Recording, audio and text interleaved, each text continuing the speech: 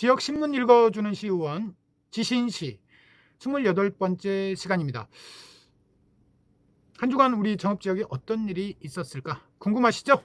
자, 그럼 여러분들의 궁금함을 풀어드리기 위해서 지신시 28번째 시간 바로 들어갑니다. 이번 주에는 정읍시사부터 보겠습니다. 8월 19일자입니다. 정읍 아산병원 12대 병원장으로 김잔디 원장님 취임하셨다는 이야기 지난번에 다른 신문에서 전해드렸죠. 여변초 생산협동조합에서 조합원 건강검진 및 장학금 900만 원을 수여했네요. 2024년도 신규 청년 농업인에 대한 역량 강화 교육이 있었다고 합니다. 지난 8월 27일까지 8번에 걸쳐서 진행했고 56명의 청년 농업인에 대한 교육이 있었다고 합니다. 대장산 국립공원 사무소 직원들이 단체 헌혈을 해주셨군요. 고맙습니다. 정읍시 의회에서 신정동에 있는 국책연구기관들 방문했다는 소식을 조금 늦었지만 전해주고 있네요. 이어서 보니까 원자력연구원에서 방사선 6종으로 국내 재배에 적합한 품종 원잠 1호를 개발해서 품종 보호 출원을 했다고 합니다. 원잠 1호가 뭘까요? 자, 잠두라고 하는 콩과 식물이 있는데 이게 단백질, 비타민, 섬유질, 무기질 등의 영양소가 풍부하고 다이어트, 질병 예방 및 면역력 향상에 효과가 뛰어난 슈퍼푸드라고 하는 잠두를 국내에서 재배 가능하도록 품질 개량에 성공했다고 합니다. 방사선 연구소 연구자들 감사드립니다. 정읍 원예농협협동조합에서도 사랑의 헌혈 캠페인에 참여해 주셨군요. 고맙습니다. 내장산 자락에 있는 솔티마을 주민들이 그동안에 여러 가지 갈등이 좀 있었는데 최근에 음식을 나누면서 서로 화합과 협치해 나가자는 그런 다짐의 시간이 있었다고 합니다. 김영철 통장님 수고하셨고요. 또 우리 시청에 다니시는 조동환 씨께서 마을 주민 화합에 큰 역할을 하셨다고 하네요. 두 분 감사드리고요. 솔티마을이 예전 모습 되찾아서 국가 생태 관광지 마을로서 또 힘차게 도약해 나가기를 응원하겠습니다. 이어서 정읍신문인데요. 8월 21일자입니다. 자, 등록 인구는 10만 명 이하로 추락하는 것이 시간 문제인데 정읍시청과 공공기관만 남을 것 같다라고 하는 인구 감소 현상에 대한 우려를 싣고 있습니다. 인구는 줄어들어가는데 공무원 수는 늘어나고 있다. 또 시청 본청과 이청사 등 총 7개 청사를 사용하고 있고 또 조직은 계속해서 늘어가고 있는 것에 대한 비판적 기사가 있습니다. 자, 시민들은 이구동성으로 정읍시청 조직이 필요 이상으로 방만하다는 지적을 하고 있다는데 조직 개편을 통해서 대대적인 정비와 일하는 조직으로 개편이 필요하다는 지적 시민들의 목소리를 전하고 있습니다. 수제와 장인을 키우겠다던 정읍시 청년 메이커 센터가 결국 공방이 되고 말았다. 수제화 장인에게 도제식 학습을 통해서 수제화 장인을 좀 만들겠다라고 야심차게 추진했었는데 솔직히 좀 잘 안 됐죠. 뾰족한 방법이 없습니다. 그래서 공방으로 머무르고 있는 것에 대해서 지적을 하고 있네요. 문화재라는 말을 국가유산으로 변경을 했거든요. 최근에 관련 법령도 바뀌었고 그렇기 때문에 정읍에는 동학문화재과라는 과가 있는데 이것을 이제 동학 국가유산과 이렇게 좀 바꿔야 될 것 같다고 합니다. 시민 여러분께서도 좀 알아주셨으면 좋겠습니다. 기존에 문화재 이렇게 말을 많이 했는데 이제는 국가유산 이렇게 부르기로 되어 있습니다. 그래서 문화재청이 국가유산청으로 개칭했죠. 또 법령도 국가유산으로 다 이렇게 바뀌었기 때문에 알아두시면 좋을 것 같습니다. 산회면에서 말이죠. 지난 13일에 한여름밤에 작은 음악회를 산회초등학교에서 있었는데 저도 거기를 가서 참 흥겹게 주민들과 함께 즐겼습니다. 칠갑산 노래를 불러서 유명한 주병선 씨 있죠. 주병선 가수를 제가 직접 만나고 나중에 기념사진도 찍었습니다. 자, 보여드리겠습니다. 자, 이렇게 주병선 씨가 흔쾌히 사진 찍어 주시더라고요. 그날 즐거웠습니다. 면 홍석철 이장협의회 회장님과 곽창원 면장님을 비롯한 많은 분들이 수고 많으셨어요. 흥겨웠던 시간 갖게 해주셔서 고맙습니다. 성황산에 조성되는 맨발 걷기 황토길이 사유지 문제로 설계 변경을 해서 12월 정도가 되면 완공할 수 있을 것 같다는 소식이 있습니다. 당초 준공 기한 1년이 지난 들꽃마당이라는 곳이 있는데, 들꽃마당이 뭐냐면 중앙교회 옆 주차장이에요.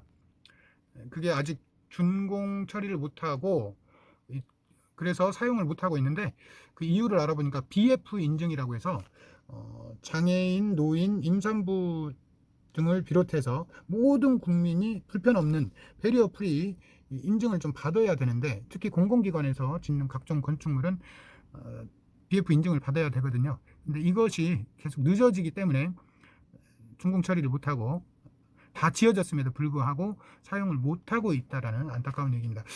저도 BF 인증을 좀 빨리 해달라는 건의문을 좀 발의했었는데 이게 좀 늦어지네요. 정읍시보건소에서는 추석을 앞두고 115개 식품위생업소에 대한 위생 실태 점검을 한다고 합니다. 자, 뭐 방앗간 기름집, 이런 즉석 판매 제조 가공업소라든지 대형 마트라든지 기타 식품 판매업소, 일반 음식점, 건강기능식품 판매업소 등 총 115개 업소에 대해서 추석 전에 위생점검이 있다고 합니다. 자, 뭐 준비 잘 해주시고요. 그 유통기한 지난 식품들 진열되지 않고 또 빨리빨리 폐기해서 국민 식품 위생에 문제가 없도록 관련 업소에서 노력을 해주셨으면 좋겠습니다. 화면에는 정읍농협의 윤함영 조합장님의 인터뷰 기사가 있네요. 전면 기사인데, 자, 윤함영 조합장님, 우리 농협계에는 정말 대부 같으신 분이죠.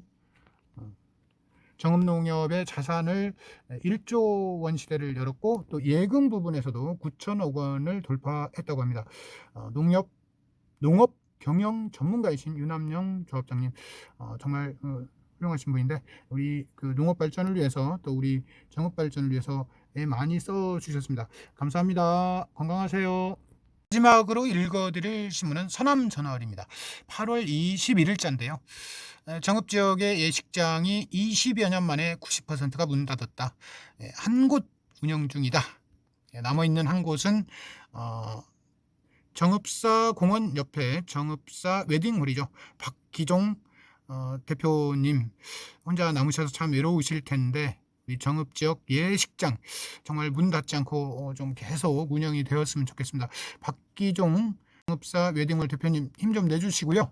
정읍에 그만큼 인구가 줄고 결혼하는 인원도 줄고, 또 결혼을 하더라도 약간 고급진데 큰 도시에서 하고, 그러다 보니까 정읍 안에서의 예식, 결혼 예식이 좀 줄어들다 보니까 예식장 많이 문 닫았고 결국 한 개밖에 안 남았다는 씁쓸한 기사가 일면에 있습니다. 정읍시에서요, 정책 실명제 중점 관리 사업을 선정했는데 올해는 70건을 선정했다고 합니다. 정책 실명제라고 하는 것은 주요 정책의 결정과 집행 과정에 참여하는 관련자의 실명, 공무원 이름이에요. 이름과 의견을 기록 관리해서 이것들을 시민들에게 공개하는 제도입니다. 이렇게 하는 이유는 행정의 투명성과 책임성을 높이고 시민의 신뢰를 강화하기 위한 목적이에요. 정책 실명제의 대상이 되는 사업은 총 사업비가 10억 원이 넘는 사업이라든지 5천만 원 이상의 연구 용역이랄지 다수 시민과 관련된 자치 법규의 제정, 개정, 폐지, 또 시민이 직접 신청한 사업, 이런 것들이 되는데 올해는 70개를 선정했다고 합니다. 용산호에요, 미르샘 분수가 있는데 고장이 잦은 모양입니다. 자, 사진을 보니까 분수 물을 뿜어내지 못하고 있는 분사구의 모습도 있고요. 또 고장이 난 채 물줄기를 뿜어내는 그런 모습도 있고요. 또 용 입에서 물줄기가 나오지 않고 있는 그런 모습이 있습니다. 만들기만 하고 관리 안 되는 모습, 좀 빨리 좀 개선 좀 해주세요. 자, 정읍 제1고등학교의 학교 담장이 지금 허물어지고 좀 개선이 되고 있죠. 시민 열린 공간으로 거듭나고 있는 정읍 제1고등학교. 네, 담장이 없어지니까 학교 내부도 좀 보이고 또 그동안에 높은 담장과 함께 뭐 능소한가 뭔가 심어져 있었는데, 물론 녹음이 져서 좋기는 했는데 좀 답답했었어요. 이번에 담장을 허물고 어떻게 될지는 모르겠습니다만 이렇게 허물어진 모습을 보니까 좀 시원합니다. 앞으로 또 제1고등학교에 국비 86억, 86억을 투입해서 복합문화센터를 만들 계획이죠. 교육문화관이랄지 공공체육시설도 들어가고 다목 150면 정도의 공영 주차장도 만들어질 것 같습니다. 자, 제1고등학교의 변화 어떻게 될지 지켜봐 주시기 바랍니다. 정읍시 청소년 상담복지센터에서 초중학생을 대상으로 미래 과학자 체험이 있었다고 하네요. 우리 청소년들의 꿈을 응원합니다. 그리고 또 지역의 국책 연구기관과 함께 했다는 것에 대해서 큰 의미가 있다고 생각이 됩니다. 결혼 이주 여성들이 우리 정읍에 한 700여 가정이 아마 될 거예요. 이분들에게 정읍 여성단체협의회에서 성인지 교육과 또 폭력 위기 상황 대처 방법 등을 소개하는 그런 교육이 있었다고 합니다. 여성단체협의회에서 참 의미 있는 일을 해주셨네요. 여성단체 좋습니다. 이렇게 실제로 여성의 권익, 또 우리 사회 취약계층인 이주 여성들이 한국 생활에 잘 정착할 수 있도록 해주는 그런 일들에 좀 앞장서 주시면 좋을 것 같아요. 그렇지 않아도 결혼 이주 여성과 1대1 결연을 맺고 한국 생활에 적응할 수 있도록 또 친정엄마 역할도 해주신다고 하니까 참 고맙습니다. 9월 달에는 1박 2일 캠프도 있는 모양이에요. 여성단체 협의회 회장님을 비롯해서 임원분들께 감사드립니다. 정읍시민장학재단에서 2024년 장학생 170명을 선발해서요 3억 6,160만 원의 장학 증서를 전달할 것 같다고 합니다. 4년제 대학생 139명, 전문대학생 32명이 선정되었다고 합니다. 축하드립니다. 열심히 공부해서 정말 훌륭한 인재로 성장해 주시기 바랍니다. 자, 오늘은 모처럼 3개 신문 다 읽어봤습니다. 좀 빠진 내용도 좀 있는데 시간 때문에 좀 줄여서 했습니다. 조금이라도 유익했으면 좋겠고요. 아직 무더위가 조금 남았는데 여러분 건강 상하지 않고 올여름 잘 나서 또 가을에 풍요로운 가을을 맞이했으면 좋겠습니다.